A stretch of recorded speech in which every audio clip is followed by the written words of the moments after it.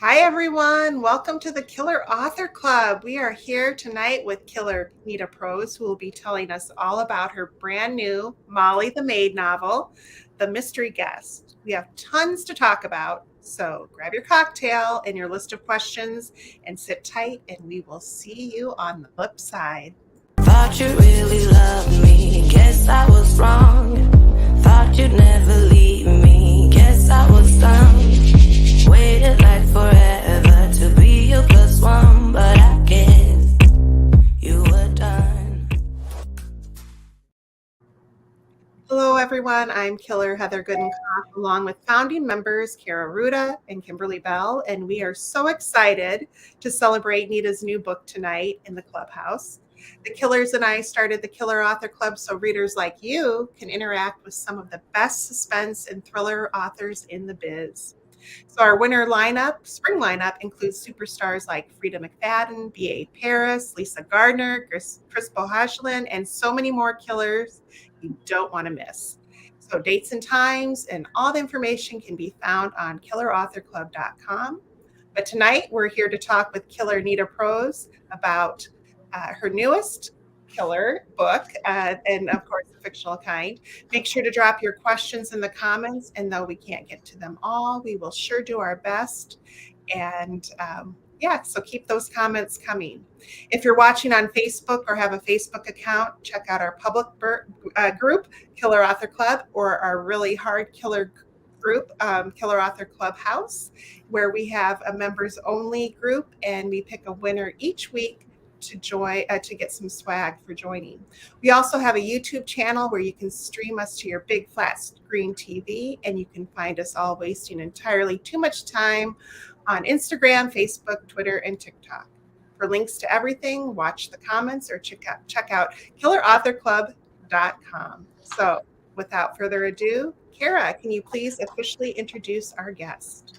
I would love to. Nita Prose is the author of The Mystery Guest and The Maid, which has sold over 1 million copies worldwide and was published in more than 40 countries, a #1 New York Times bestseller, and a Good Morning America book club pick.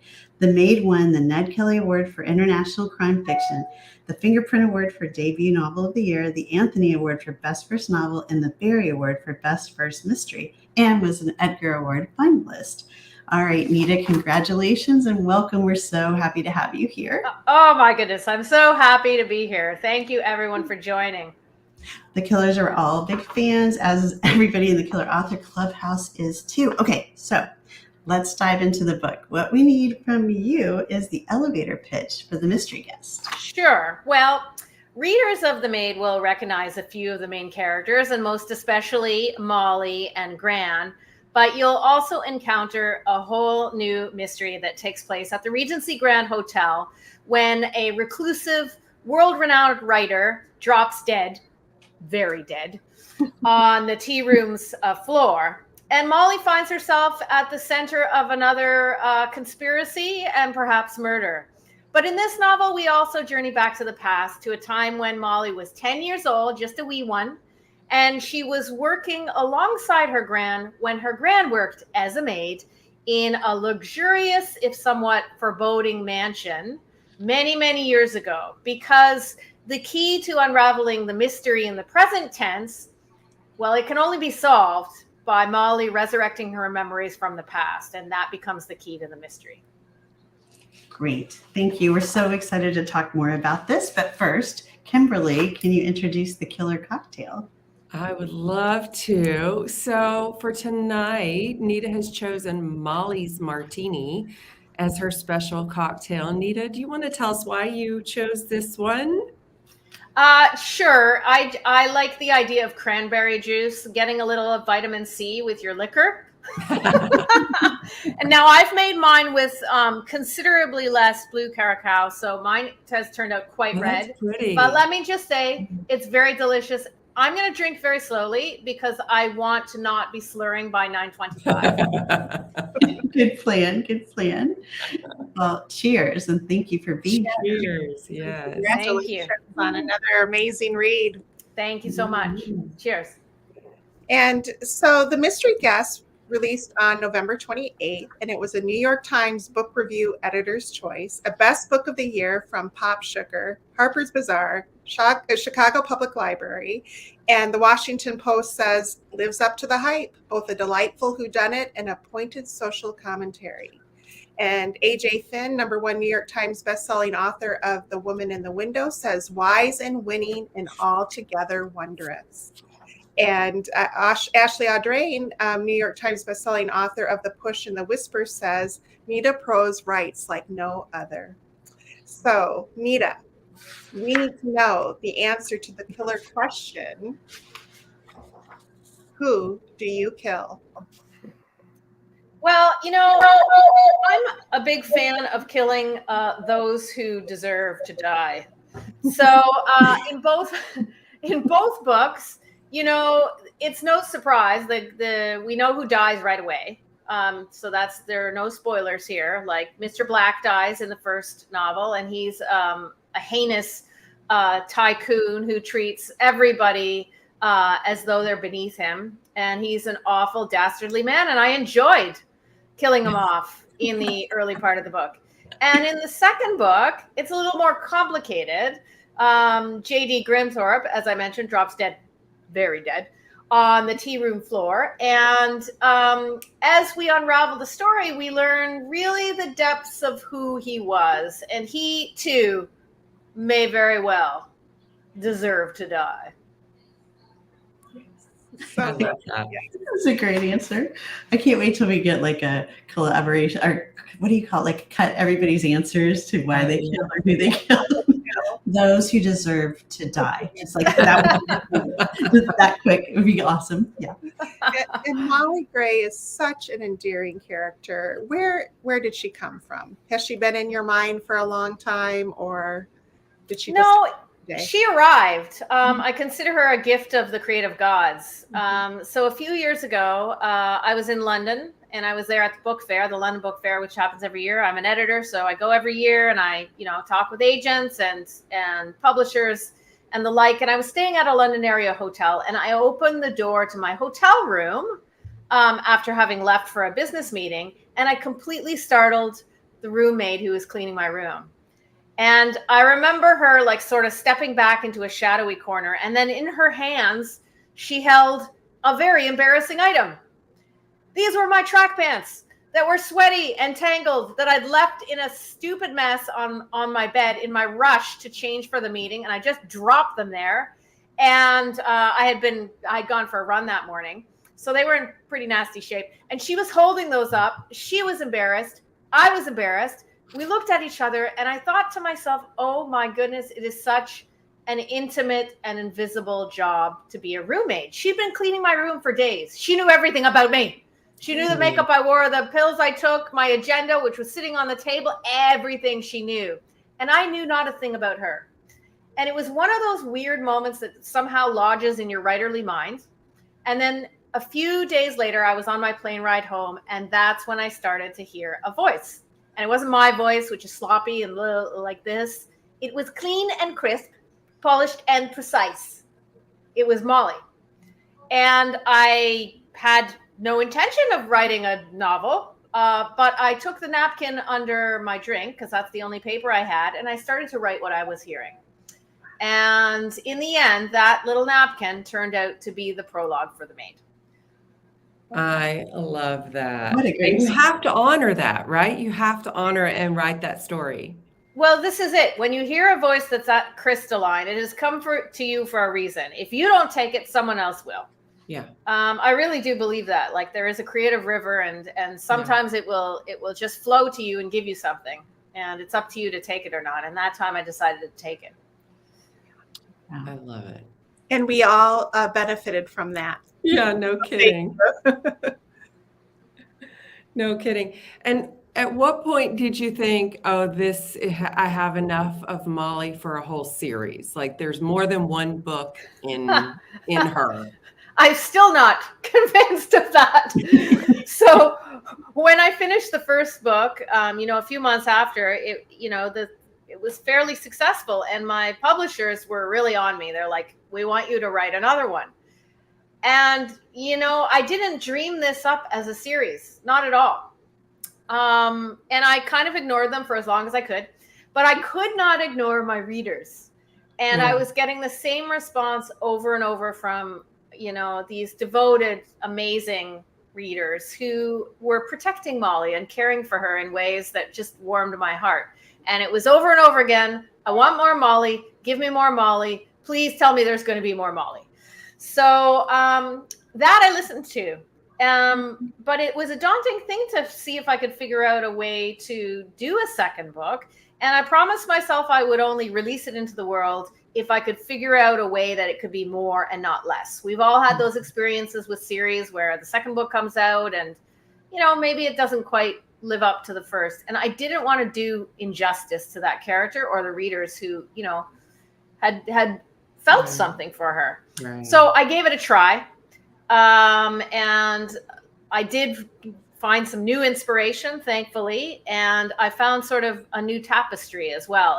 If the Maid was a mystery on the one hand and feel good literature on the other, that sort of journey of hope and spirit, I would say that the Mystery Guest is mystery on the one hand, and on the other, it's a kind of fairy tale for adults. That takes place in an old mansion with the secrets of that mansion coming to life. So I did it. Will I do it again? I don't know. Maybe.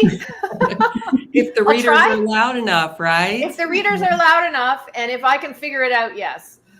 So as an editor, are you still an editor or are you writing full time? I am still an editor for a few more days, but I've actually renounced from my position.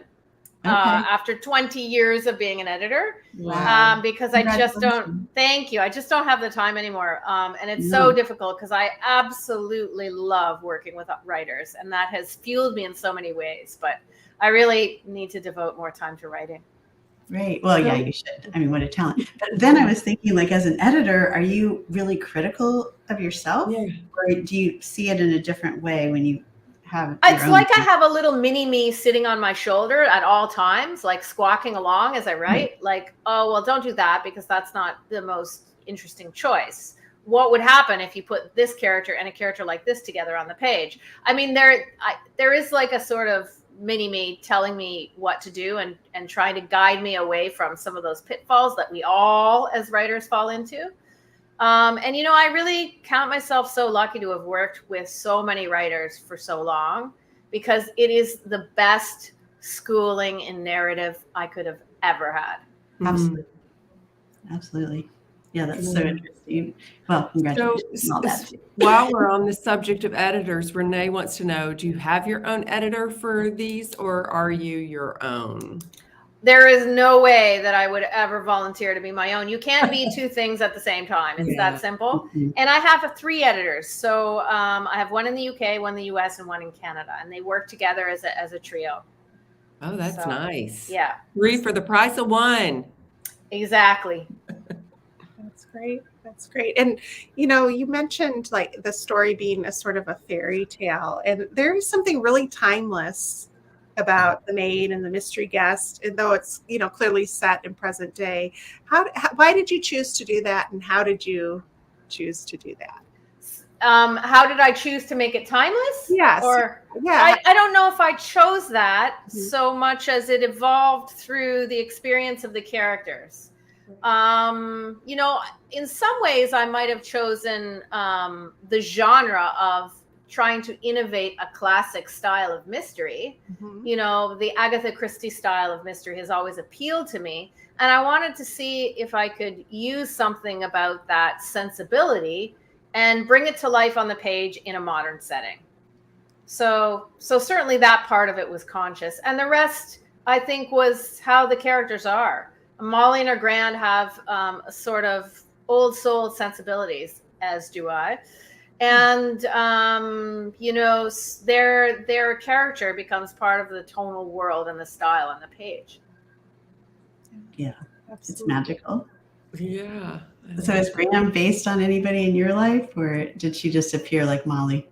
Actually, she is. She's a lot like my mother, although my mother was French Canadian. She was not British. But I would say that she's closest to my mother. who died many years ago, died like over 8 years ago now, and whose voice I still hear in my head. And I'm fascinated by that notion that sometimes a person, we as human beings, can distill a person after they're gone, and that their essence can speak to us more loudly once they're gone sometimes than they even spoke when they were with us and alive. And that's something I experienced personally with my mother. In times of doubt or need, I will hear her voice, hear it loud and clear, and it will give me a sort of direction. And I wanted to explore both the notion of grief in both of these books, and of that horrendous loss that Molly experiences, and also that soothing balm that is, the absence converted into presence that is Gran in both of these books. She's more present now than ever. Yes. Yeah. I love that. Sweet. I sat up straight in my seat when I read when Winthrop said, "A pox on the words." And I thought, I've never felt so seen as a writer. I think we've all said that a time or two, even though we don't like Winthrop. But what do you do when the words don't flow? I wait a lot of the time. I try to have patience with myself, and I'm very not good at it. But that's one of the great joys of editing, is that I could toggle back and forth. And when I didn't have a way to solve my own narrative problems, I could go help somebody with theirs. Because as an editor, I can see. I know how to help. Yeah. But as a writer, I don't know how to help myself all the time. And that is incredibly frustrating. Yes. I think the more experience you get, not that I have a lot as a writer, the more you can sit in that discomfort and wait for your subconscious to solve some of those, harder problems, or turn to your craft and, piece it out, figure it out, which is, grueling, but necessary. Yeah. And also scary when you have a looming deadline. Oh boy, doing that under the gun is just, to me, that is the most terrifying thing on earth. I agree with that. Yeah. Yeah. So which editor versus author, like what aspects of the role are the most challenging, most rewarding? Which do you prefer? Do you have a preference? I mean, I think for me, I'm more comfortable as an editor because I've done it so long. But I am more excited and invigorated by the act of writing. I like to compare the two using a metaphor of the labyrinth, of a maze. So there's a writer who goes and she's standing before the maze of story, and her job is to go through all of those twists and turns and get through to the end of her novel. But when you're down there as a writer and you're looking into that maze, you can't see very far ahead. You don't even know if you you make that turn in the story here, it might come to a dead end. But as an editor, I'm outside of that maze and I'm on a ladder looking down inside it. And I can tell the author, if you go that way, you're never going to get to the end of the story. You're going to find a dead end or there's a monster. Don't do it that way. Go this way instead. So, it's a hard thing to reckon with, that sort of author blindness and that not knowing. And so, that's why you have to kind of lean into I have to lean into that discomfort. And it's exciting and terrifying at the same time. And maybe that's its own little recipe, for discovering a creative world. And growth probably too. Yeah. Right? Yeah. Kind of teeter on the edge of that. Yeah. There are so many questions that I can't even follow them about. Do we have another Molly book? I think I'll say the same answer to, how the mystery guest came about. If I can figure it out and I can offer more Molly that isn't less Molly, then I will. And I'm hopeful. I'm starting to see how it might be a loose trilogy, and how there might be a whole other narrative tapestry that could define a third mystery book in the series. And for me, I love the Frankenstein books that are half one thing, half the other thing. And that for me is like the fertile ground. And I'm starting to figure out what that third book might be about. Good. We like that for us. And we also wanted to know that somebody said, sorry, I missed who said it, but wanted to know if there were any non-Molly books in your future. Absolutely. I look forward to trying on some other characters. I think I'm a very voice-driven writer. I don't consider myself necessarily a mystery writer. Mystery is a container and a genre that I love, I adore, but it's not the only container. So I look forward to exploring other things too. And that makes us all happy. And sorry, I couldn't find the comment, but thanks for the question. And in the book, you have so many memorable turns of phrases. And one of them that I just shared with my mom is like a tissue for your issue. Just fun things like that. But one of my favorite quotes from the book is, "What is hope if not a decision to shine light into the dark?" And tell us more about that. The first book is really about Molly coming into being as herself, starting to get confidence in herself. And the second, because she starts to know who she is, like most people in real life, then she's able to look elsewhere. She's able to understand other people around her. And so she gravitates to Gran and to understanding who Gran was. And how much Gran sacrificed for her to be stable and thriving in the world as she is when we meet her in book 2. And I think of Gran as a beacon of hope. She has lived in the most desperate of circumstances. And what has got her through is that inner faith that all will be well.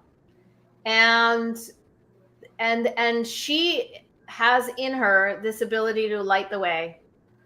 To always look at the bright side. And I try to explore that and where that might come from in someone like her. And sometimes, interestingly, the light can come from the dark. Mm-hmm. Definitely. Beautiful. Oh my gosh. Oh no. We have to move on to our next segment. Just when it always comes too soon, but thank you for answering all of our questions. And I know there's many more. Okay, but it's time now for the killer giveaway. And Nita is giving away one copy of The Mystery Guest tonight to a lucky US or Canadian viewer. All you have to do to enter is answer this question about our guest, and we'll choose a winner from all of the correct answers. Bonus points for joining the Killer Author Clubhouse on Facebook, our special private group, or subscribing to our YouTube channel, which is up to like 10 million followers, I think, right now. Maybe not quite that many. And it helps if you shout out where you're viewing from. Okay, question. We're making this one super easy for you. What was the name of Nita's first novel? Okay, come on, that's easy. You and a million others might know the answer.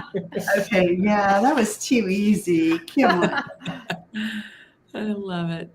All right. Well, as you guys know, the Killers love our indies and we want to support them in any way we can. That's why we've partnered with bookshop.org and have our very own Killer Author Club store on their website where you can find all our books from guests past, present, and future, as well as some fun lists the three of us have put together. We'll be dropping that link in the comments, but in the meantime, and speaking of indies, Nita has selected Book City in Toronto, Ontario, Canada as her favorite indie. Nita, can you tell us why this story is so special to you? When you say favorites, it's like, how do I choose a favorite indie? Right? Oh, it's so brutal. And Toronto is a city that's full of great neighborhoods, and every little neighborhood has its beautiful little community bookstore that is the heart of that little place. And I love Book City because I know the owners really well. I know how hard they work. And I know how they bring communities together and have that unique ability of great booksellers to match readers to the right books and to inspire a love for reading. Love it. Well, like I said, we'll be dropping the link to Nita's book in the comments so you can order The Mystery Guest. And I believe Book City had signed copies available as well. So make sure to check those out. and watch the comments for the link. Yes. And as much as we love to invite every amazing killer author to be featured on our show, there are so many, and yet only 3 of us. So we like to sleep and see our families, but we can't let this evening go by without celebrating 2 very special releases. The first is The Fall by Tracy Clark. And it is the second book in the Detective Harriet Foster thriller series. Tracy Clark weaves a twisted journey into the underbelly of Chicago as Harriet and her team work to unmask a serial killer stalking the city's aldermen. And so there's no telling who the killer's next target will be. So make sure that you check out the link to that we'll add to the comments. And we also are celebrating The Buried Hours by R.S. Grant, who is also giving away 3 copies, a reader's choice of the format, and that came out on December 5th. And what she remembers is horrifying. What she's forgotten is worse. A crime reporter embarks on a harrowing journey into Yosemite's backwoods to find the truth about her missing hours. So check out The Buried Hours there, and we'll drop that link as well. Yay. All right. And as you guys know who are members of the Clubhouse, membership has its privileges. Every episode, we choose a name from the Clubhouse out of the hat to win a piece of CAC swag. So that'd be t-shirts, mugs, candles, totes, hats. It's almost time for the holiday gifting season. You need some Killer Author Club swag for sure. Okay. All of which can be found at killerauthorclub.com. Tonight's winner is Karen Carner. Karen, please send one of the killers your mailing address and we will get your gift out to you. Whoop, whoop. Congrats. Mm-hmm. All right. Well, I have good news, Nita. You survived the Killer Author Club. I live to you tell did it. It is official. We bestow upon you this lovely badge. You can print it out, stick it to your wall, put it on your computer, look at it every day, and think of us and all your fans in the Killer Author Clubhouse. Thank you very much. I'm delighted that I've survived. We are too. It was close, but you made it.